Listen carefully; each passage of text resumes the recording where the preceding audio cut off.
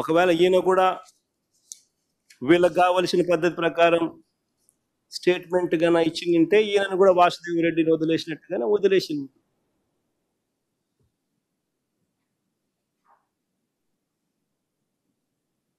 అంతే కదా.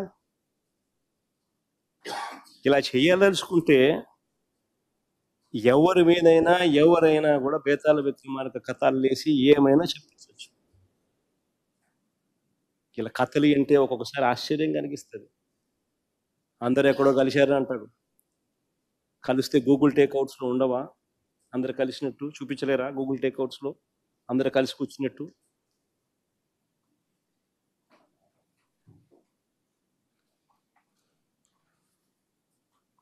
అసలు ఇలాంటి వారు తప్పుడు వాంగ్మూలాలతో కుట్రలు చేసి చంద్రబాబు ఒక బేతాళ కథ అల్లి సంబంధం లేని వ్యక్తులను లెఫ్ట్ రైట్ సెంటర్ అరెస్ట్ చేసే కార్యక్రమాలు చేస్తా ఉన్నాడు. రాజంపేట ఎంపీ అయిన మిథున్ రెడ్డికి ఏం సంబంధం? రాష్ట్ర ప్రభుత్వానికి చెందిన బ్రేవరేజెస్ కార్పొరేషన్ లిక్కర్తో మిథున్ రెడ్డికి ఏం సంబంధం? ఆయన లోక్సభ ఎంపీ, లోక్సభలో ఫ్లోర్ లీడర్. ఆయనకి ఏం సంబంధం ఆంధ్ర రాష్ట్రంతో? వాళ్ళ నాన్న కూడా కనీసం ఈ శాఖ కాదు, ఈ శాఖ మంత్రి కాదు. మరి ఏం సంబంధం మిథున్ రెడ్డికి? అరెస్ట్ చేసిన ధనుంజయ రెడ్డి,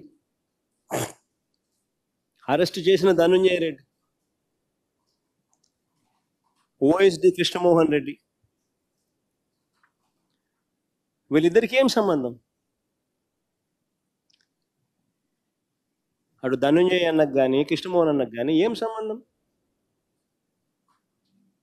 అసలు ఒక్క ఫైల్ అయినా సీఎంఓకి వచ్చినట్టు ఒక్క సంతకమైనా చూపించగలుగుతారా అని అడుగుతా ఉన్నా.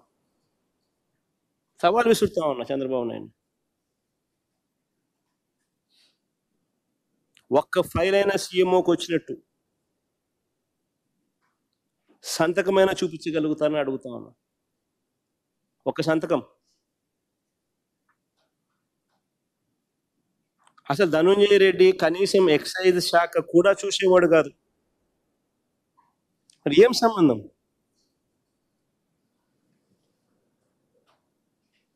ఇంకొక ఆయన బాలాజీ గోవిందప్ప, ఇంకొక ఆయన ఒక మల్టీనేషనల్ కంపెనీ, వికాట్ అనే మల్టీనేషనల్ కంపెనీ, వికాట్ అనే మల్టీనేషనల్ కంపెనీలో వారి గ్రూప్ కంపెనీల్లో, not one company but multiple companies, వారి గ్రూప్ కంపెనీల్లో హోల్ టైం డైరెక్టర్.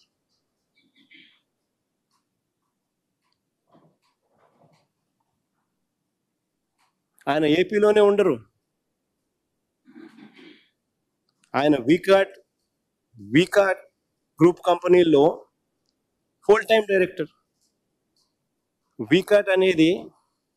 వికా అనేది యూరప్లోనే టాప్ 5 సిమెంట్ కంపెనీల్లో ఒక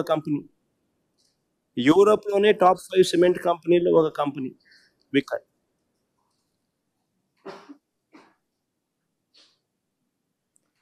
అలాంటి కంపెనీలో హోల్ టైం డైరెక్టర్. వీళ్ళకి టైం ఉండదు.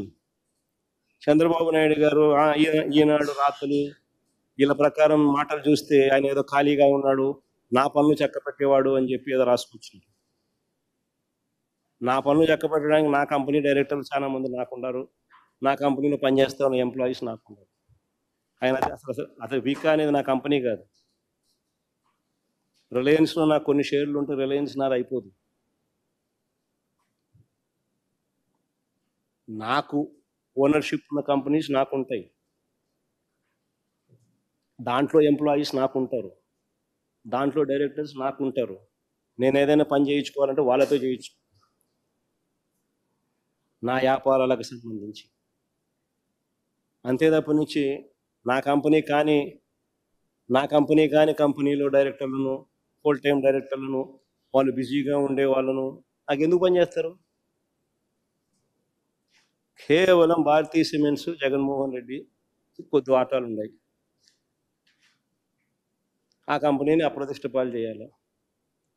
ఈ చేసేది ఏం చేస్తా ఉన్నారు తెలుసా? ఒక మల్టీనేషనల్ కంపెనీకి you're sending a wrong vibe.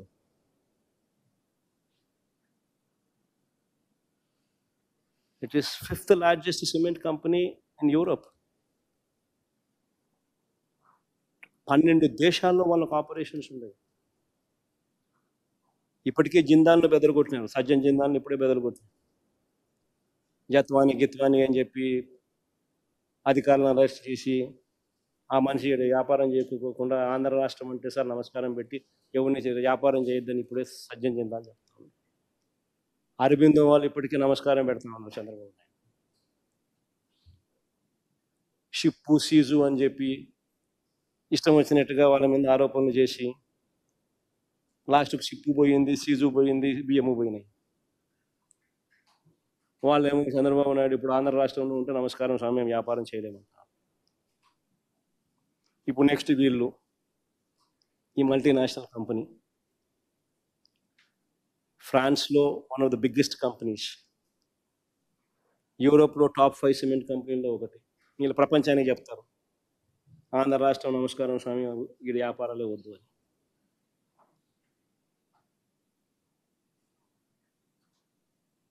ఇప్పటికే వీళ్ళ ఎమ్మెల్యేల పుణ్యమా వీళ్ళ మంత్రుల పుణ్యమా అని చెప్పి ఇప్పటికే కుమారమంగళం బిర్లా అల్ట్రాటెక్ సిమెంట్స్ ఆయన నమస్కారం పెడుతున్నాడు.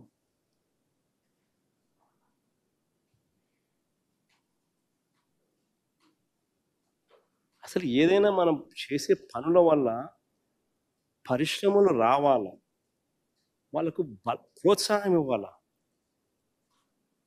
ఎలా వాళ్ళందరినీ ఇబ్బంది పెట్టాలా, ఎలా వాళ్ళ పరువును తీయాలా, ఎలా వాళ్ళందరినీ ఇబ్బందికర పరిస్థితిలోకి నెట్టాలా అని చెప్పి చూస్తే nobody will come to Andhra Pradesh.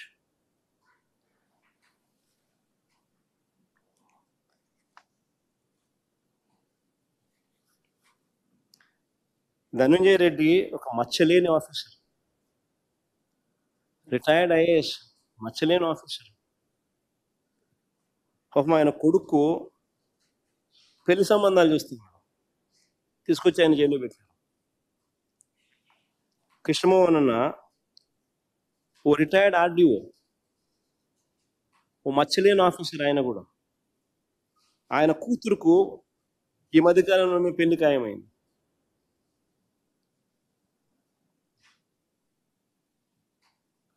Balaji Govindappa పాపం ఆయన కూతురుకు ఆయన కూడా ఈ మధ్యకాలంలో పెళ్లి ప్రయత్నాలు మొదలుపెట్టాడు. ఎక్కడికి పోతా ఉన్నాం మనం? ఇంకొక ఆఫీసర్ పిఎస్ఆర్ ఆంజనేయులు, డీజీ స్థాయి ఆఫీసర్.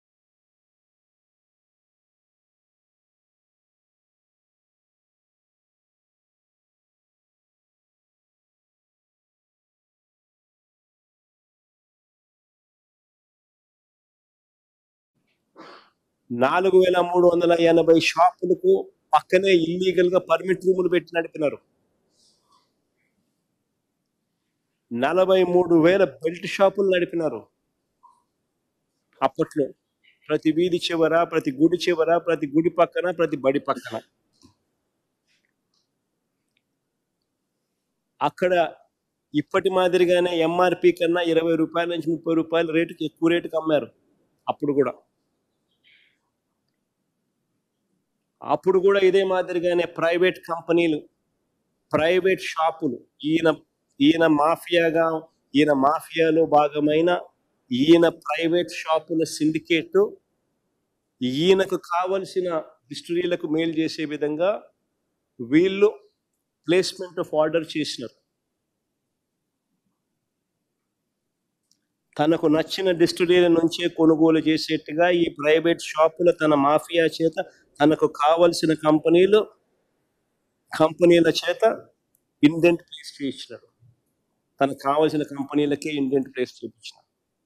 ఈ ప్రైవేట్ షాపుల చేత తనకు కావలసిన కంపెనీలకి తాను ఇండెంట్ ప్లేస్ చేయించినందువలన 2015 నుంచి 19 మధ్యలో చంద్రబాబు నాయుడు గారు 5 కంపెనీలకు 69%, 5 కంపెనీలకు 69%, ఫైవ్ కంపెనీస్ ఆర్డర్లు దక్కాయి. కొన్ని బ్రాండ్లకు మాత్రమే కృత్రిమ డిమాండ్ సృష్టించాడు, కొన్ని బ్రాండ్లకు మాత్రమే ఆర్టిఫిషియల్ డిమాండ్ సృష్టించినాడు. మొత్తం టైలర్ మేడ్ పద్ధతిలో ఈ వ్యవహారం అంతా నడిచింది. ఫర్దర్గా 2014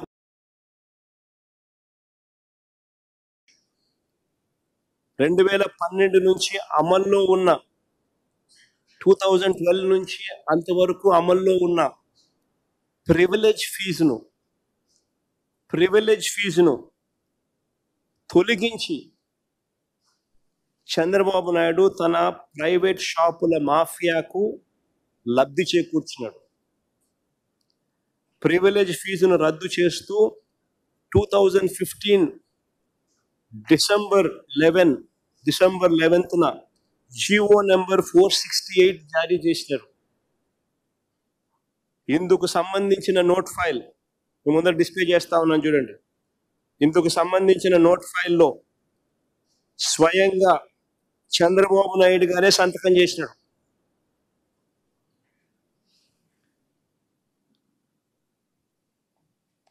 మూడు సార్లు చంద్రబాబు నాయుడు గారు సంతకం చేసి without prior cabinet approval, without finance concurrence రాష్ట్ర ప్రభుత్వానికి 1300 కోట్ల రూపాయలు సంవత్సరానికి నష్టం చేకూరుస్తూ 4 సంవత్సరాలలో దాదాపుగా దగ్గర 5,000 కోట్ల రూపాయలు నష్టం చేకూరుస్తూ స్వయంగా చంద్రబాబు సంతకం పెట్టిన file without prior cabinet approval, without finance concurrence CAG కూడా తప్పుపట్టింది. ఇవన్నీ ఉన్న నేపథ్యంలో చంద్రబాబు నాయుడు మీద బలమైన కేసు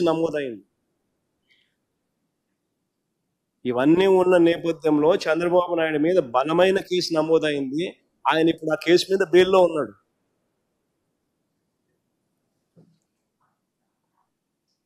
ఇలా ఆయన బెయిల్ మీద ఉన్నాడు కాబట్టి, బలమైన కేసు ఆయన నమోదైంది కాబట్టి, ఆయన మీద ఏదైతే అప్పట్లో ఆరోపణలు వచ్చాయో అవే ఆరోపణలతో ఏ స్కాము లేకపోయినా ఒక స్కామ్ ఉన్నట్టుగా ఒక భూతాన్ని సృష్టించి తన కేసును వీకన్ చేసుకునే దానికోసం ఇప్పుడు వైఎస్ఆర్సీపీ ప్రభుత్వం మీద తాను ఇటువంటి ఫాల్స్ కేసు ఒకటి ఫాయిస్టర్ చేసినాడు అన్నది వాస్తవం.